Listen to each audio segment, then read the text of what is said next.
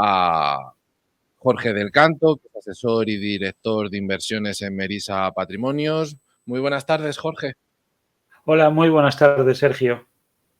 Bueno, lo tenemos calentito. Ha salido ahora mismito el dato de IPC en Estados Unidos.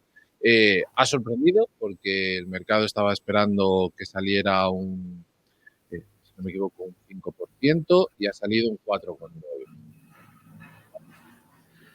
Bueno, pues al menos va en la línea de lo que se esperaba y en este caso para mejor, ¿no?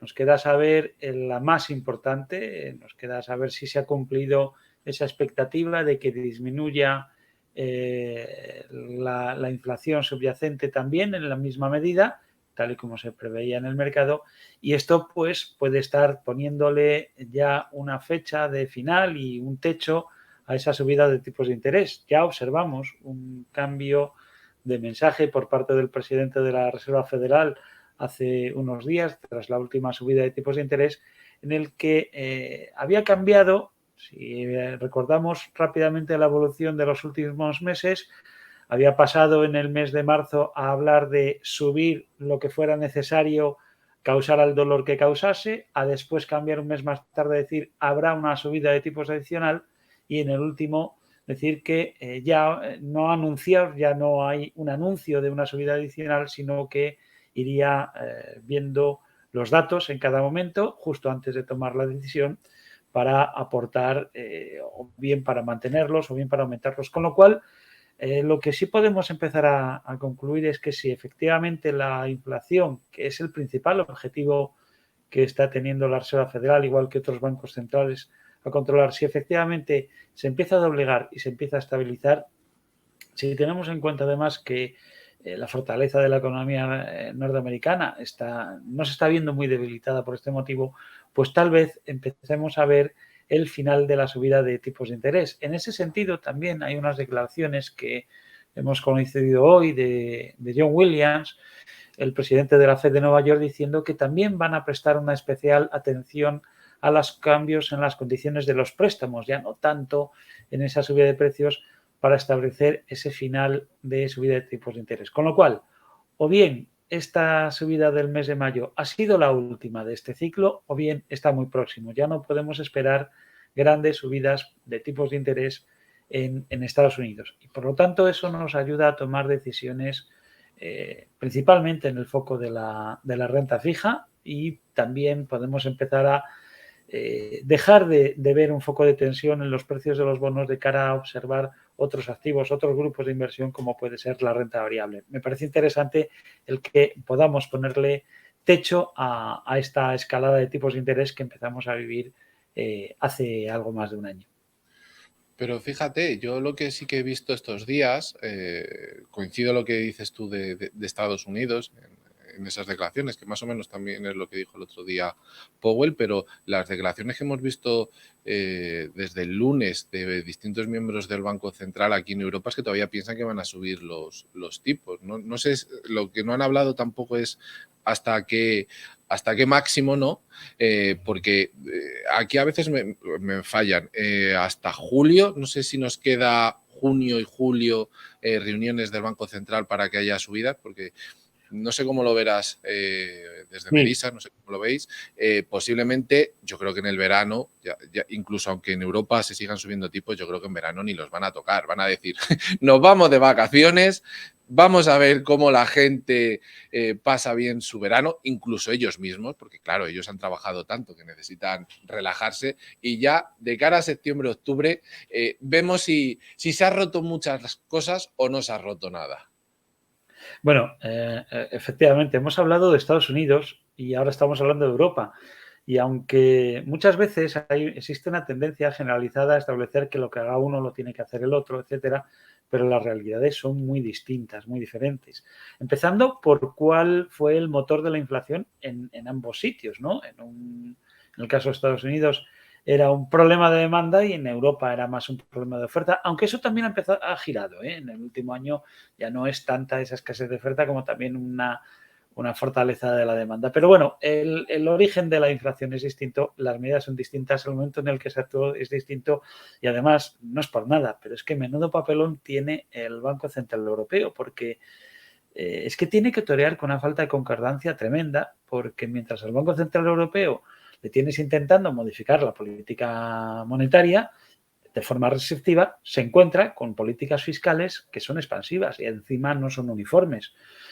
Tenemos 27 unidades de movimiento dentro de Europa y tenemos países que están pues como España expandiendo el gasto público y por lo tanto con una política fiscal expansiva en ese sentido de ayudar frente a otros que no. Y claro, esto es un problema, esa falta de concordancia que hay entre las políticas monetarias y las políticas fiscales que también podrían ayudar a poner el freno a la inflación, pues son diferentes. Cuando además en Europa, y hay que decirlo, esto no puede ocultarse, mientras en Estados Unidos estamos viendo esa inflación que se está controlando, en Europa no está controlada. Claramente la inflación no está controlada, clarísimamente. Con lo cual, el mensaje de Christine Lagarde hace un mes cuando subió un cuarto de punto, a mi modo de ver, insuficiente. Yo creo que debía haber aprovechado dando un último aviso a navegantes con una subida de medio punto y advertir que podía haber otras.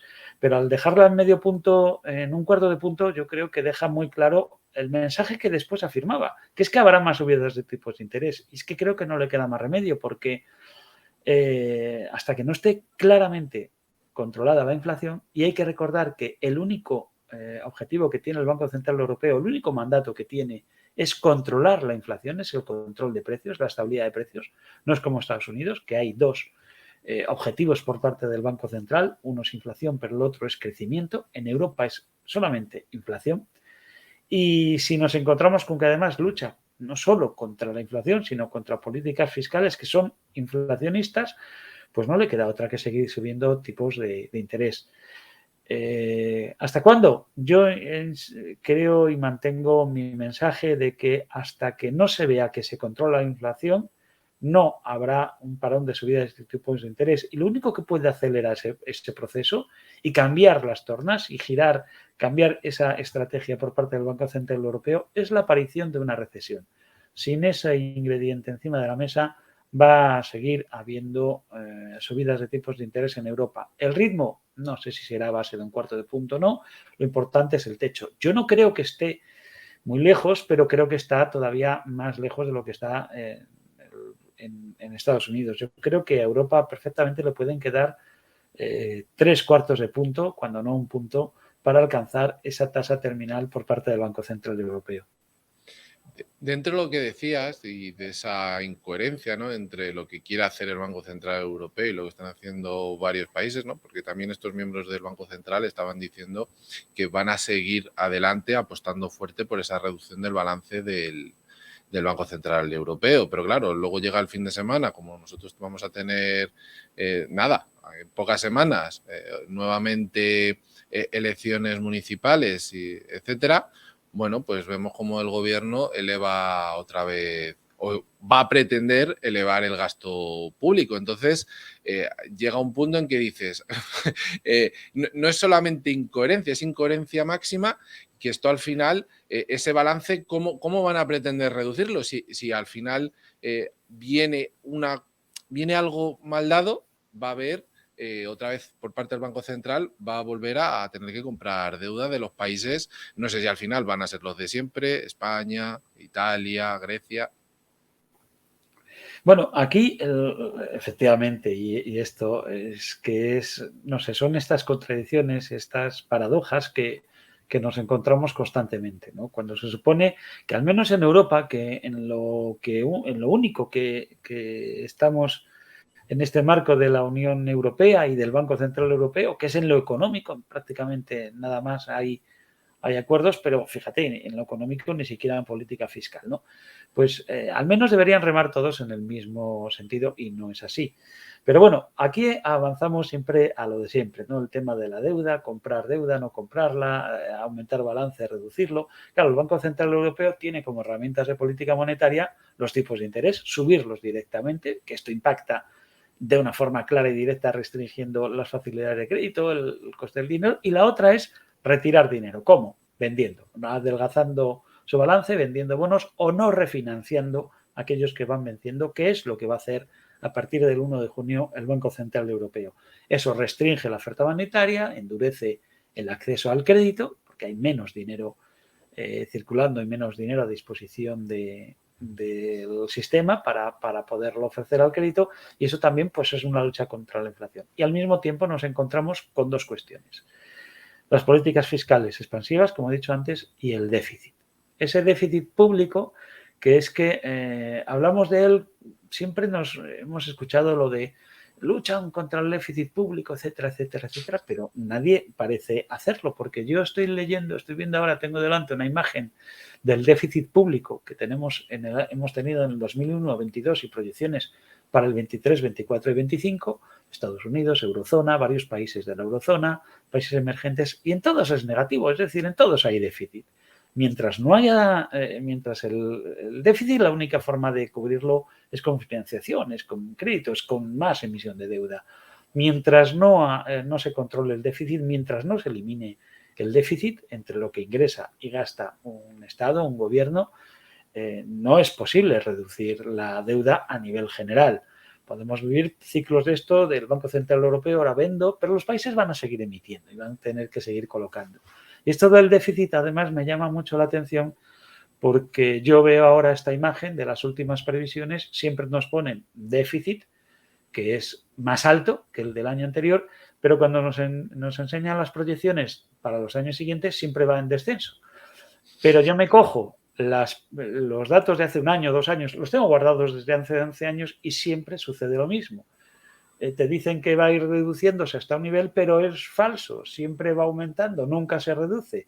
Entonces, caramba, es difícil que haya una lucha eficaz contra la inflación cuando el déficit público no se controla, cuando los gobernantes están más preocupados de la captación de votos o de pensar cómo contentar a base de inyecciones de dinero a unos y a otros y así conseguir perpetuarse en el poder, que no pensar en el conjunto de la ciudadanía, porque no es por nada.